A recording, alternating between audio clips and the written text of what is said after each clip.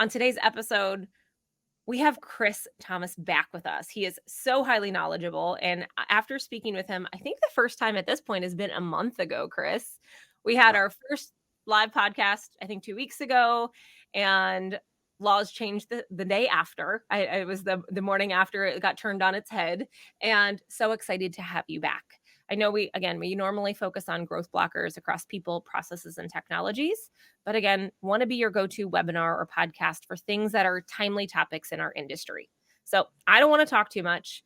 Please welcome Chris. He's an accomplished employment attorney specializing in immigration law. Today, Chris is going to shed light on those impending changes on the I-9 processes, how it's going to impact the staffing and recruiting industry, and we'll explore maybe key updates, potential pitfalls, compliance strategies, and maybe even get a glimpse of what the future holds now that I think there is something going into the future. So without further ado, let's dive in with this discussion with Chris. Chris, thanks so much for joining us today. I'm so excited. You are so knowledgeable, and I loved our Ask Me Anything last time we talked. So I love the ability for people to ask what they have in their situation and come to you. Well, thank you. It's so good to be here with you. I love that. So with that being said, I know we did this last time, but tell me a little bit about your organization, kind of what you do in our industry or how it relates to the topic that we're talking about at hand today. Sure. So I'm an equity shareholder at Ogletree Deakins. We're an international law firm, 55 offices, and I am one of the co-chairs of the World of Immigration Compliance. So we get to see all the horrifying things that happen when things go wrong and work with companies to help them avoid those horrifying things. I love it. I feel like we should play some scary music in the background I for know. all those horrifying things. I love it. So this is the last time we talked. I know this was a topic that you were getting multiple calls a day about.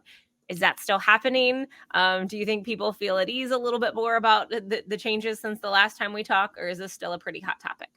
Well, we're getting more calls because people want to know about the new regulation. But I would say that it is less terrifying at this point. People are feeling as if they have more options and feel a little more comfortable about where they're going forward. I love it. So let's talk about that. What are the updates for the I-9 laws that our staffing and recruiting organizations should essentially be aware of? Like, what were they? Where did we stand kind of foundational? And then I know as of 2 weeks ago, we didn't have the new impacts of what that looked like. And now we do. So I think there's a lot to cover just in this first question alone. There is. And so we should give a little bit of context. When COVID hit, it became clear that company personnel could not meet directly with their employees as they were bringing them on. Most people were working remotely at the time. And so Homeland Security introduced a temporary rule, which allowed people to review Forms I or electronic documents visually over a video conference call or by email or whatever. Say somebody produces a driver's license, social security card, establish identity and employment eligibility, and then the person on the other side at the company would complete the I-9 and do it by that virtual format. That rule expired officially yesterday, July 31st. But there was a 30-day grace period given to all employers for them to catch up and try to get everybody done that they had done virtually during the COVID era. Which apparently is over now as of yesterday, and help them catch up with doing a physical review of all I-9 documents up through the end of August or August 30th. And so companies were scrambling nationwide thinking, well, how are we going to get this done? How do we meet with people? Do we use the authorized representative approach to outsource this? Do we use maybe one of those companies out there like Equifax or others that have a network of people who can complete this process for us? And then suddenly, like manna from heaven, 2 weeks ago, we ended up receiving this new regulation that essentially provided the opportunity to do these virtual verifications on an ongoing basis forever, starting August 1st today. That's a lot. That's a lot. So essentially people were scrambling over the past few months and really trying to figure out, if I have, 300 people out to work, what does that look like? So as they think of this, if they've done anything in the past for COVID, do they have to go back and make anything up like the last conversation we had? They still do. So Okay. suppose that we're talking to somebody who has terrible judgment and they ended up hiring me in the middle of COVID, say March 30th of 2020. And I was processed virtually. I showed my US passport or whatever I wanted to show from list A or combination of B and C documents to complete the I-9 verification process. And then I continued to work remotely ever since. And so the question became, well, what do we do as these temporary rules expire? How do we get Chris's documentation to be properly verified in person as the law requires, as it reverts back to what the old law was? And so companies were scrambling. They were thinking, well, what do we do?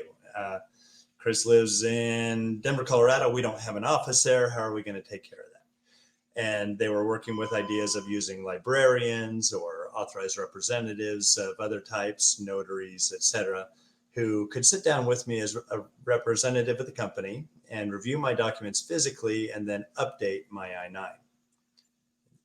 What's different now is that can be done virtually again. Does have to be done once again, though. We don't get to ignore what was done, the fact that this temporary rule has expired. There is a new rule, and now the approach would be that you could, if you were in human resources, Kortney, you could reach out to me and you could say, all right, Chris, we need to go through this process again. Let's do a video conference. Why don't you show me your documents front and back? Could you upload those documents for me? Because I need copies front and back of those documents. And then if you were enrolled in E-Verify all the way through COVID, and you continue to be enrolled in E-Verify today and in good standing, then you would meet all the criteria necessary to go ahead and process me remotely and do that necessary update in the additional information box. It would just say alternative. It would say alternative procedure, put the date, your name, confirming that you had in fact verified me on this August 1st of 2023. Perfect. So obviously there's still action to be required. So that's noted first. What are the consequences? I know we said there were consequences before if not compliant by the end of August 30th. Are there still any consequences or implications for employees who fail to comply with these new changes by the allotted date? Certainly there are, right? The date, again, as we said, the deadline for all of this is going to be at the end of August or August 30th. And there is some mildly comforting guidance out there that came out from Homeland Security just recently saying, if we see evidence that you were in fact involved in a good faith effort to clean up your I-9s, to get them updated, then we're going to be in a position where you will not be an enforcement priority for us.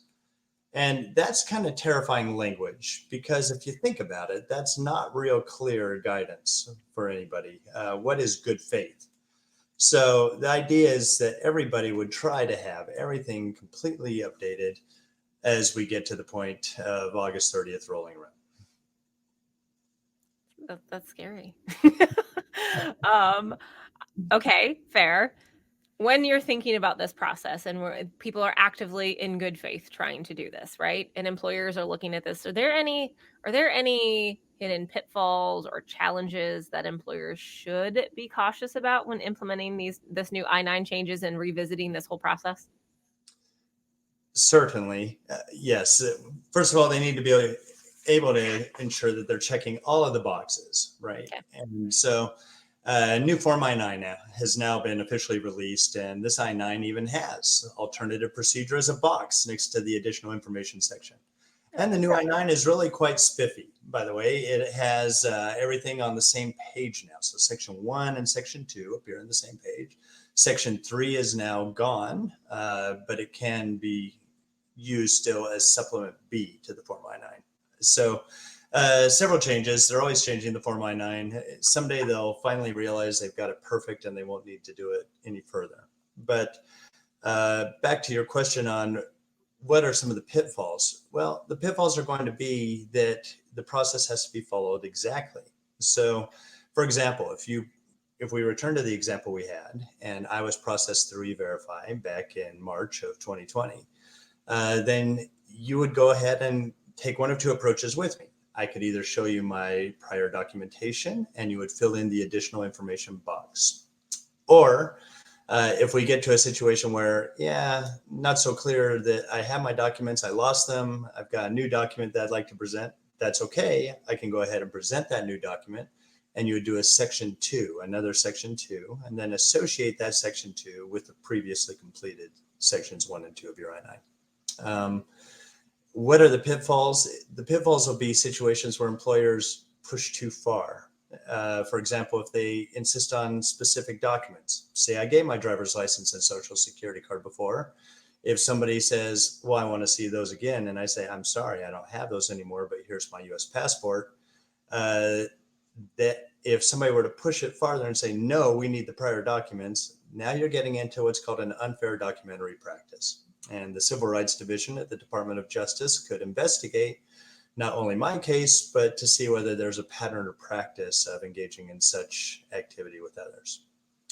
Another area that will be a concern is to ensure that we're doing this correctly, right? That we're checking the box that we are using the alternative procedure, that we're doing the proper updates in the additional information section. So the list is long in pitfalls that people could fall into here. Interesting. And I've never heard the word I-9 and spiffy in one sentence. So thanks for setting that precedence. Few people use the word spiffy, so I love the word spiffy, but I-9s, we get to the point everybody wants to know about all the other changes, the AI and all these other stuff, but they often forget these things are more crucial. They want the shiny object, but they forget the hoops that they have to jump through to avoid legal ramifications and financial ramifications from that. So it's easy to get distracted by all those things, but it really coming back to the things that foundationally you have to have done within your business. It's a non-negotiable. Fair enough. I love it. So obviously we had talked last time about new permanent rulings. This is the permanent ruling. I would assume this is not something that is going to be changed or foreseen in the future or altered. Give me your gut feeling on that, because these are not laws that are changed frequently, I'm assuming. Well, we hope they don't change frequently. Everything's possible. Who knows how all of this plays out? Some employer right group or whatever kind of group out there could challenge this and say that Homeland Security went too far. For example, this regulation was initially thought out and presented back in August of 2022. But then it kept dragging out with a lot of internal dissent, by the way, at Homeland Security as to whether it was really possible under the current statutory scheme to do this sort of virtual verification for I-9 purposes. And so the question becomes, will somebody challenge this in court? Right now, I think every employer out there wants the virtual I-9 approach. And so I doubt that it'll be any of the employers we deal with, at least. Yeah. But anything's possible that somebody could challenge it and say, they didn't quite follow the Administrative Procedure Act accurately, and even Homeland Security did reserve the right to change the rules if it turns out that there's a higher incidence of fraud or something starting to develop under this new regulatory scheme. Okay, fair enough. So as we have these offices and that have hundreds of people, maybe thousands of people working for them, what steps, if we go back to this, what steps should they take to ensure that they're in compliance with these new I-9 laws? Is there anything step by step? What is your advice to make sure that they're following that process? So it's a two-tiered analysis, right? We're talking first about going forward as of today and going forward. And in that situation, if you want to use this approach, it's the alternative procedure approach as it's phrased. So you still have the other options that you previously had. For example, you could have somebody come in on their first day of employment, meet with that person physically, they present their documentation, you review it, and you complete the I-9 within 3 days of the person's first day of employment. That is still the old law and it still continues. It's still an option. You can also use the authorized representative approach. You could send people out if they're remote workers, have them meet with the local librarian or whoever that person selects and have that person complete the Section 2 as your authorized representative of the company and still have the physical review. So nothing's taking away these old processes that were in place.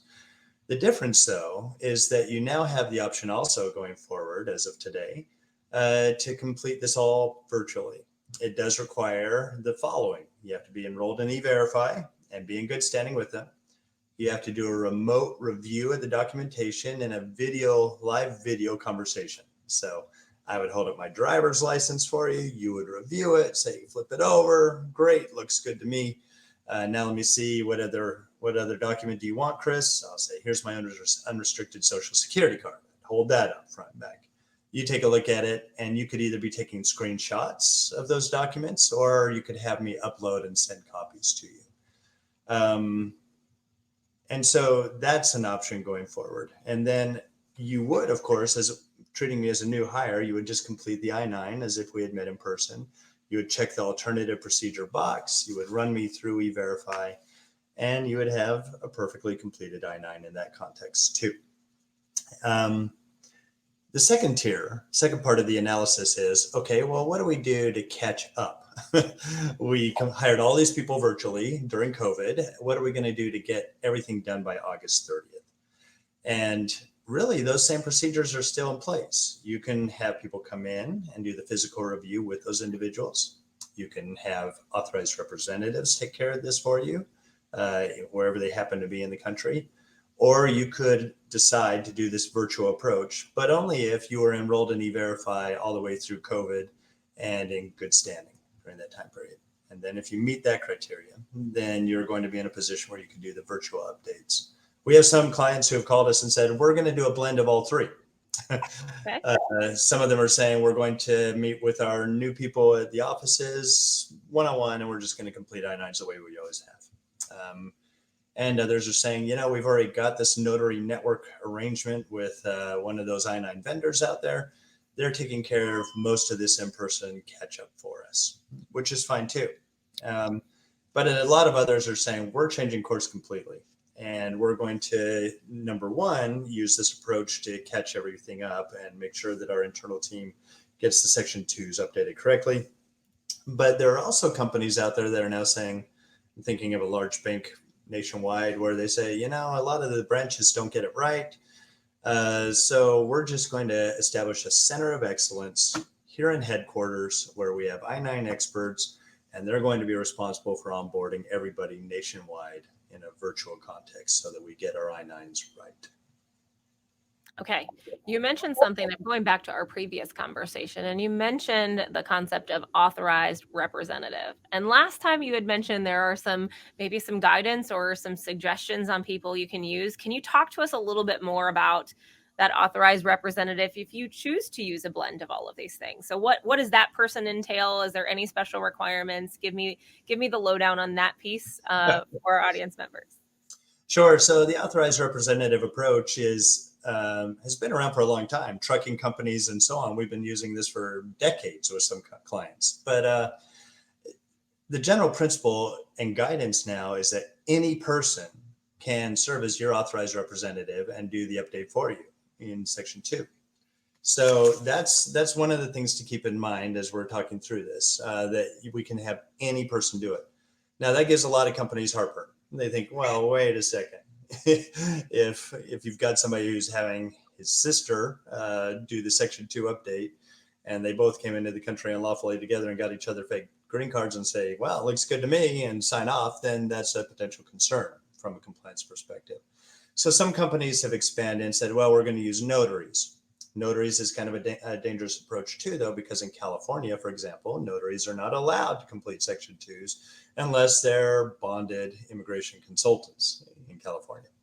And the truth is that notaries love to notarize things. So they'll often just notarize it, put their stamp on it, and they don't do the Section 2 the way you'd want anyway as an employer. Other companies have taken a blended approach where they have an authorized representative, such as the sister, sitting next to your new employee, but they join in by a Zoom call or something just to review what's being done and ensure that everything looks like it's kosher as that person signs off as our physical authorized representative. So what I'm hearing, and correct me if I'm wrong, that authorized person can be the one that's doing the virtual, the new process as well, correct? Well, good question. They would have to, most people are going to be using electronic I-9 systems. Correct. We think going forward. And so they would need to have access to the system. Okay. So there are companies out there that are already taking the steps necessary to serve as your authorized representatives nationwide, and just to handle that virtual video conference and everything so that we've got people properly verified on their first day of employment. So a lot of companies will probably try to outsource this process to those vendors. It's kind of pricey. And so a lot of companies are going to say, yeah, we're not doing that. We'll establish our own location or locations where we're just going to do everybody virtually as we complete our I-9s. Okay, fair. How do employers mitigate risks associated with non-compliance of these changes? We might have already covered that at this rate. Yeah, maybe we have, but maybe we should play with that just a little bit farther, Okay. because all of the old I-9 rules are still in place. All of the statutory framework and all of the criminal case law is still in place too. So remember that Section 2 is signed under penalty of perjury and visa fraud, two different felony statutes. And what we need to understand as we're signing off for people is that we're saying that we've met with this person, that the person presented documentation which to us appeared to be reasonably authentic, and to the best of our knowledge, this person is authorized to work in the United States. So one of those pitfalls that we need to keep in mind is that if a document does not look right, you should probably have an escalation process within a company, not to get overzealous, because we see some people sometimes reject documents that were good, and that can get you in trouble with Civil Rights Division at the Department of Justice. But on the other hand of it is, if it's an obviously fake green card, we do not want you signing off as saying, hey, looks good to me, and signing off on it, because remember, it is a good faith or reasonableness standard. And if you're failing to meet that, you're veering into a potential criminal exposure realm as an individual, not just as a company. Good to be aware of. I love the idea of having an escalation point. Think about this as processes moving forward. What is the next step? Like, your if this, then that kind of concept, right? Yeah, we'll even offer that to the people listening. We love fake documents around here. If you get a good fake, send it our way. We'll just verify it, and then you have the defense of advice of counsel also, where we can say, "Yep, it's fake for the following 7 reasons," and you'll feel solid going forward. That's amazing. That's got such amazing advice. I know we talked about this before, but are there any other specific industries or types of businesses that maybe are particularly affected by these changes? Yes, we have some clients in particular that do not have any bricks or mortar offices. They are purely virtual at this point, and I imagine some of those who are listening to us today are among that crowd. The truth is that they don't have a way to meet with people physically, and so this virtual I-9 approach is going to be a godsend for them. Good. Love it. Resources and tools, I know we talked about this briefly, available to help employers navigate these impending changes. Anything that you could suggest? Absolutely. There are some exceptional vendors out there who have really come up with some very good I-9 products. And they're now creating the framework where they can serve as authorized representatives for your company. So somebody completes Section 1 with the link that was sent to them, that it then goes to the individual who's at that vendor of yours, and they take care of it for you. I'm probably not in a spot where I can mention companies safely, but there are some companies that are very good and others that are less good. Okay. And maybe we'll leave it at that. That you want to carefully vet any vendor that you end up using. I think that's great advice. Now, I already know Katie has a bunch of questions. My only question left for you, anything that we didn't cover, are there any additional considerations or advice that you would provide to employers regarding these changes that we haven't discussed thus far? Well, I know that there are a lot of companies where this won't affect them at all. Manufacturing companies, for example, are really not interested in doing the virtual I-9 completion. People are going to come in, they're just going to continue to do the old approach that they've always done, meeting with somebody physically. The virtual approach looks like it's going to open up the door for people to establish what some companies are calling centers of excellence, where they will just have a group of skilled professionals who know how to get it done right and will complete these I-9s correctly. What I worry about is that people will try to take approaches that will not comply with existing regulations still. For example, you complete a virtual I-9, you think you're doing everything correctly, and then people are going to be tempted to do things that will skirt the other regulations. For example, they could type in their name and count that as a signature when it's not an electronically authorized program.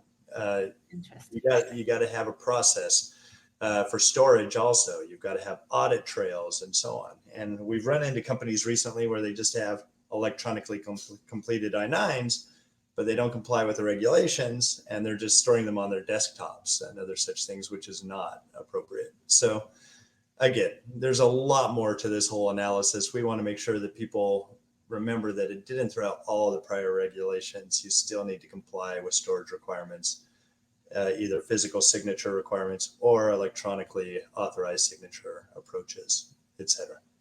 I love. Thank you for that advice, Katie. I see questions still building as Chris keeps talking. So I think it's your turn to jump in and ask some of these questions to Chris. Yes. Our first question comes in from Todd. And Todd was wondering if while they're showing their on this video chat option, while they're showing their IDs and social security cards, is recording the video allowed? Good question. As long as you tell people in advance, this session is going to be recorded. Do you have any problems with that? And the person says no, then go ahead and proceed. There are statutes out there that forbid surprise recordings in some contexts, but as long as you clarify that we are recording this session and are you okay with that, then no problem at all. I like the idea, actually. It's a nice way to prove that you were, in fact, in compliance. You did everything right. Awesome. Is there any storage options of that? Could they put that do they have to put that recording in a certain place with having secret information, like PII information? Certainly, we're worried about all the privacy related issues in all of this. So please ensure that if you're doing any type of recording, that you're doing it in a way where everything is encrypted and properly saved in perhaps an HRIS location like Workday or something along those lines. Sergey asked, for existing temps, do we rerun E-Verify? So for existing temps, that's a real good question, and actually opens up a complicated analysis as to who's a continuing employee and who isn't. As a general principle, the safest approach to take with temp labor is, or seasonal labor, maybe is the way we'll phrase it, is that you just complete a new I-9 every time you onboard somebody as a new hire. And when you do that, you're allowed to run them through E-Verify too. But some employers out there say, well, that gets complicated for us. We prefer to treat them as continuing employees. And then there's a much more advanced analysis, probably beyond the scope of this discussion, about who qualifies as continuing and who doesn't. Awesome. Thanks, Chris. You kind of answered Christy's question earlier about how authorized reps are selected. She jokingly said, does it have to be a notary or could it be the new hire's mother? Hypothetically, it could be the new hire's mother, right? Is that how we're understanding? The guidance says any person. So it does not have to be a notary. Sergey meant to clarify that he means for temps on assignment now. So if they're actual employees doing work right now. The general principle is that if somebody's been a continuing employee for this entire time and you ran them through E-Verify, say during COVID, under the temporary rule, you would not run them through E-Verify a second time. That is an important thing to remember. In fact, just to build on that just a little bit farther, Homeland Security runs E-Verify. And in that same office suite, they have two sub-agency suites in the same place. They have Immigration and Customs Enforcement, who comes after us when we fall a little bit short, and they have Immigrant and Employee Rights at DOJ, who comes after us if we go too far. And if they were to see somebody being processed through E-Verify multiple times, they're going to walk down the hall and say, ABC companies running these people down, running these people through E-Verify on multiple occasions. Would you like to take a look at it? And the response will be, why, yes, we will. Go take a look at ABC company. Sergey says, great. So new I-9 needed and no E-Verify, or no new I-9 needed at all? I think we need to get Sergey on the chat so we can ask him some additional questions about these step workers. Sergey, would you like to come on? I'll drop the chat in the link, Wow. The link in the chat. 30 ounces of coffee just didn't do it this morning. Sergey, so if you want to hop on, I'll wait and see if he joins us here. I'm going to move on. Barbara hasn't joined us in the streaming studio, so I'm going to ask Barbara's question. She's currently working with N3 Notary. How does she get e-verified on her own? She's working with N3 Notary. How does she get e-verified on her own? Barbara, welcome to the show. Hi, hello. My question is, if I wanted to, because did I understand you to say that now they're going to go back to virtually doing it? Because I was understanding that they were no longer going to do the virtual since it's post-COVID. Right. So the the virtual rule that was available still under COVID expired yesterday, but a new regulation 2 weeks ago has been introduced. And so now going forward, we can do virtual reviews going forward. Okay. And so you can do those virtual reviews on two ways, either with new hires, or you can do them also when you're doing Section 2 updates, when companies are trying to get up to speed or update their I-9s that were completed during the COVID era. Right. And so, and for myself, I would like to know, instead of having to go through the third party N3 notary, I would like to do that myself on my own. So, what are the qualifications? I think I heard you say that I would have to be verified or have that system in place. Well, so it's the employer that would have that e-verify account. The employer ends Right. up coming in and doing their memorandum of understanding and setting everything up. And then as the I-9 is completed, you are the person who's serving as the authorized representative who's helping with the completion of the I-9. And then it's probably going to be the employer, though, that's going to have that memorandum of understanding. They'll run the e-verify query after you properly complete the I-9. Understood. So I would have to reach out to the employer to get set up as their authorized representative. Right. Anybody can become the authorized representative. It says any person, notary or not. Yeah. So Okay. Yeah. if you want to market yourself as somebody who does that, great. And then doing the e-verify process would probably be completed on the side of the employer. They would take care of that in their human resources department. Thank you so much. Thank you very much. Take care. Bye now. Bye. See if we can answer some more of these questions because they just keep coming in. Oh, well, you kind of answered this. Are you required to save the video conference or just the screenshots of the IDs or whatever it is? And then you talked about needing to save that in other places. Yeah, just to reinforce that, we're not required to record or retain that recording. All we have to do is have a copy front and back of the documents that were presented. Cool. Thank you. Christy asked, for compliance with e-verify, users remotely verifying documents, what is considered hiring sites? We are 100% remote with no physical office and hire in multiple states. Do we need to list every state as a hiring site? That's a messy one that would probably require a pretty deep dive into your whole system. But what we would normally tell you is certainly you want to list hiring sites in the 10 states that require e-verify. So start with that so that you can say that you're in compliance in those states. And then with the other ones, often you could get away with just having one primary site. So wherever your headquarters happens to be, that's going to be the location that does the hiring. And they could be responsible for doing all the virtual I-9s and the e-verify processes out of that primary location too.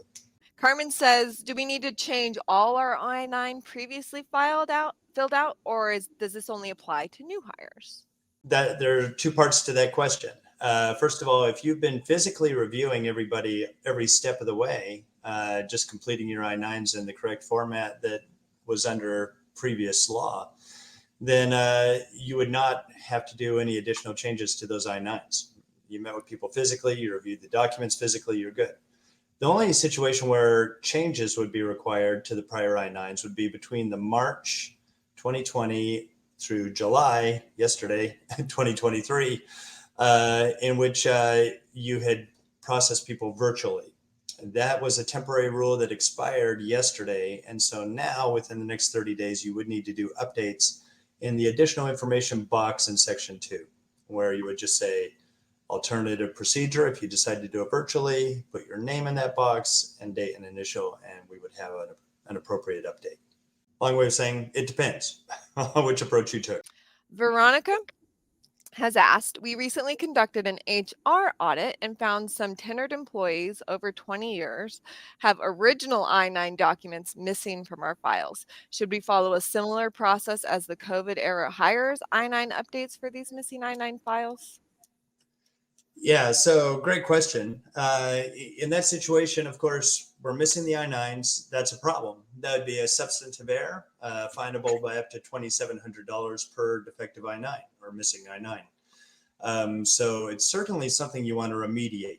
Now, you're still completing it late because you can't find the prior I-9. And so that's a problem in its own right. But it's certainly better to have some I-9, even if it's late completed, than no I-9 at all. And so at this point, you have one of the three options, right? You can either, number one, meet with those people and just do an in-person I-9 completion to have a newly completed I-9. You could do the authorized representative approach using somebody like Barbara, as we just discussed with her.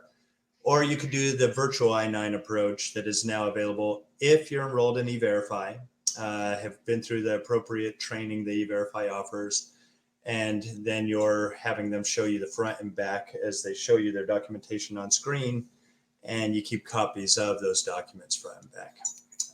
Then you'd be in compliance, even though it'd be a late completed I-9, better than no I-9, for sure. Perfect. A quick follow-up to that. Veronica also asked for the corrected I-9s for employees hired in the COVID era with the virtual review, do they use the old I-9 forms or the new I-9 form for any adjustments? Very good question. Thank you, Veronica. We hadn't hit that yet.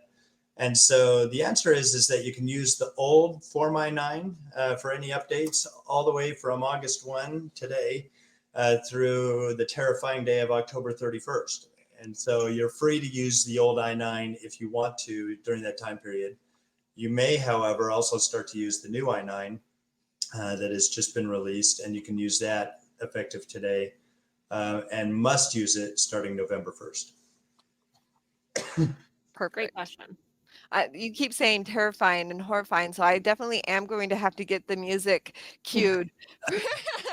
What's Halloween? What else can I do? Right? Just like really, yeah. I love it. Cindy is asking, why is a client, I think this has to do with who is the employment of record, but I'll let you answer, Chris. Why is a client company doing I-9 checks when it is the responsibility of the staffing agency? Oh, well, that's an interesting question, and certainly something that you want to be careful about in any context. If you're using temp workers through a staffing agency, then that staffing agency should have a very clear responsibility under your contract with them that they're responsible for all things under the Immigration Reform and Control Act. So they should be doing I-9s.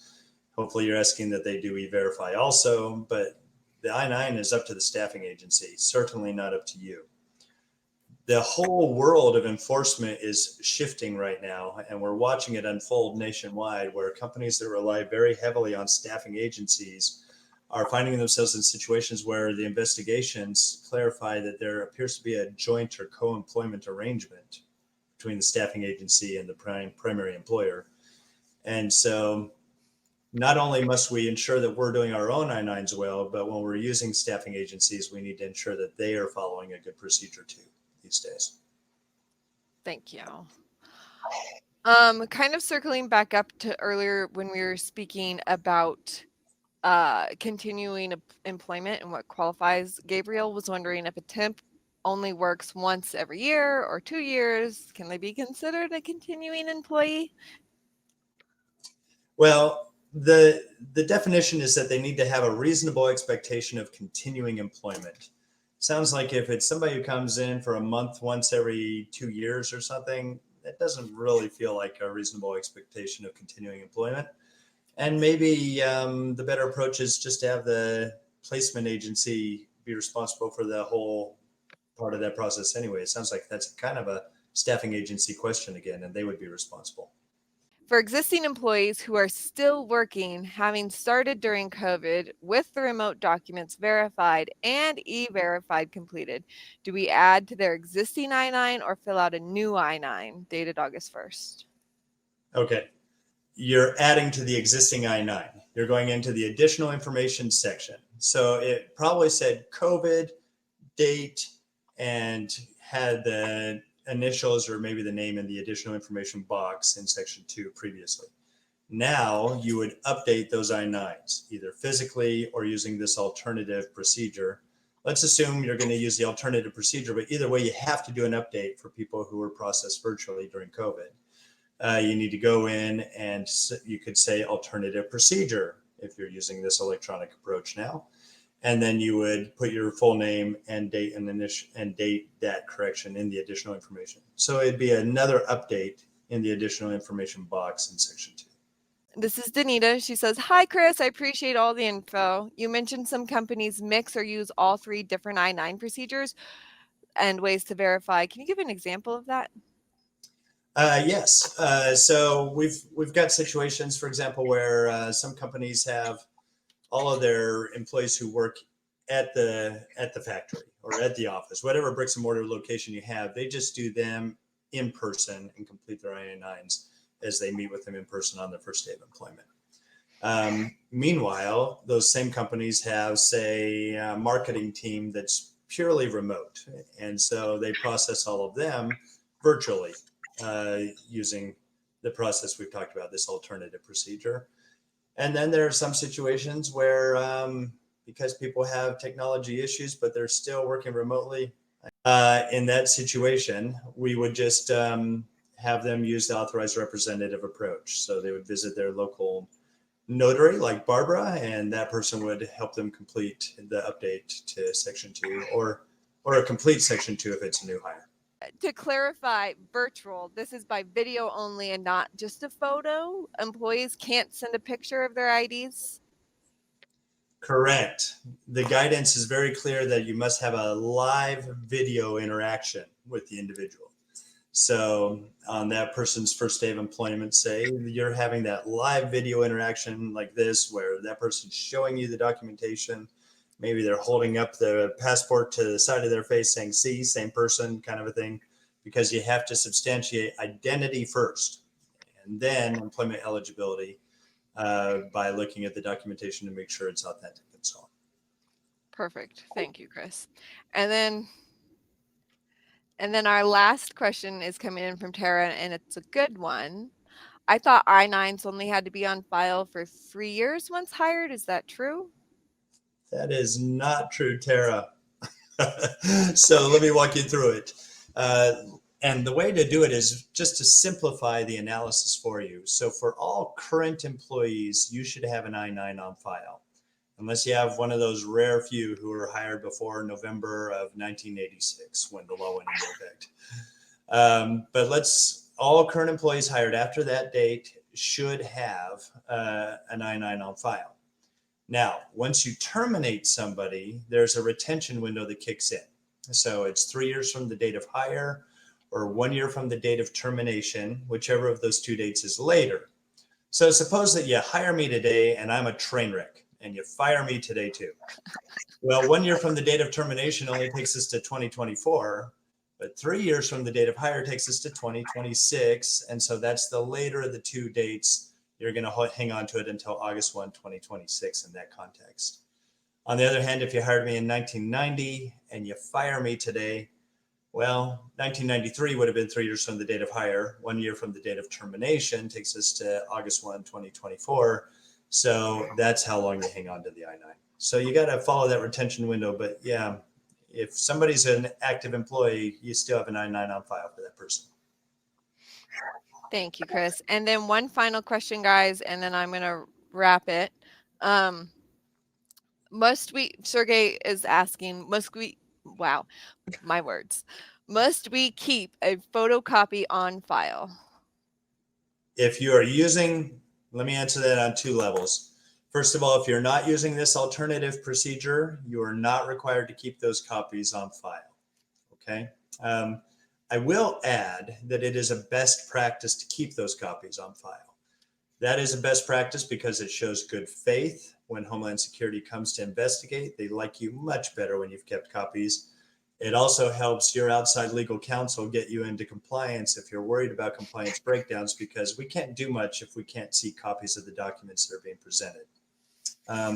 It also, by the way, forgives a multitude of sins. If you keep copies and you didn't enter the right issuing authority, for example, then that could be a finable offense if you didn't keep the copy. But if you did, it's a technical error that can be corrected. Now, with the alternative procedure, this new virtual approach, you must keep copies front and back of each document presented.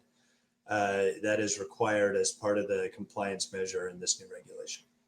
Chris, how do you obtain copies under the remote virtual? Is it the screenshot? Do they take a picture on their phone and text it to you? Like, what's the best way? Yeah, so we're seeing the screenshot approach. We're also seeing companies that are offering a link now where people can just upload their documentation into the system that way.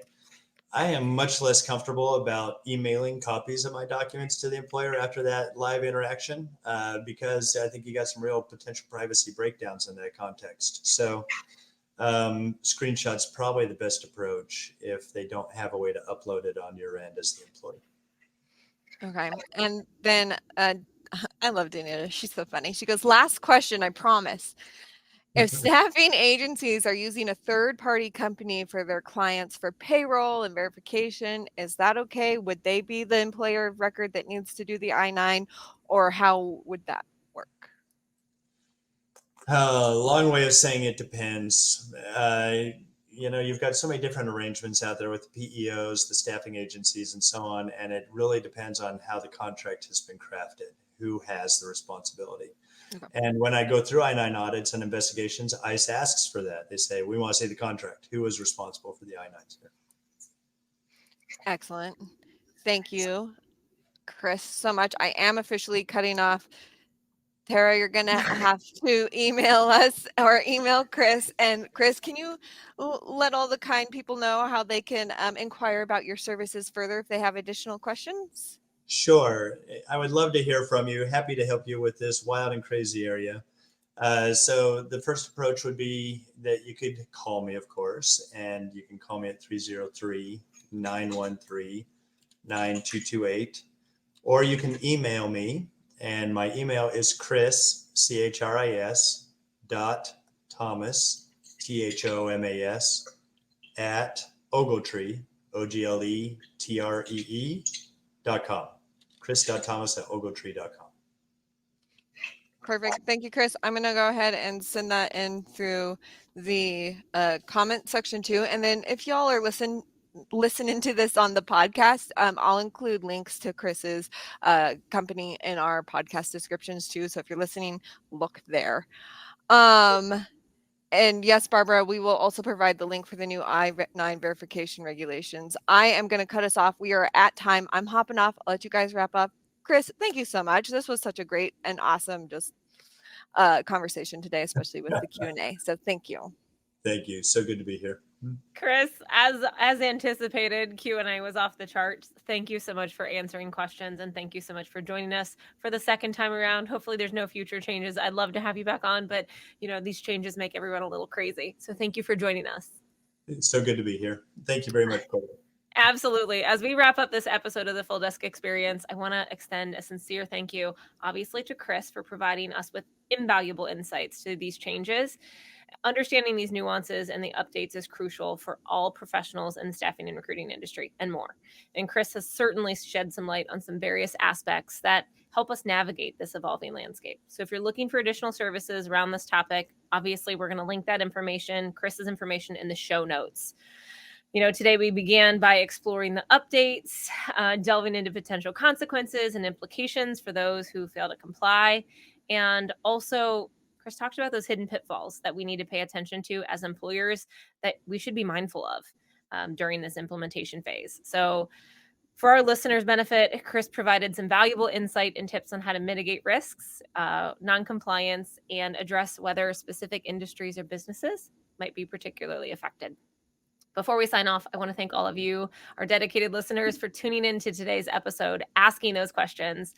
And we hope this has been enlightening and empowering for your careers. So thank you again for joining us. And if you have any further questions that we didn't get to today, or you think of anything, you can email Chris, or you can email Katie and I at fulldesk@crelate.com. I'm Kortney Harmon with Crelate. Thanks so much for joining us. Listen in on the podcast and join us for future episodes. Have a great day.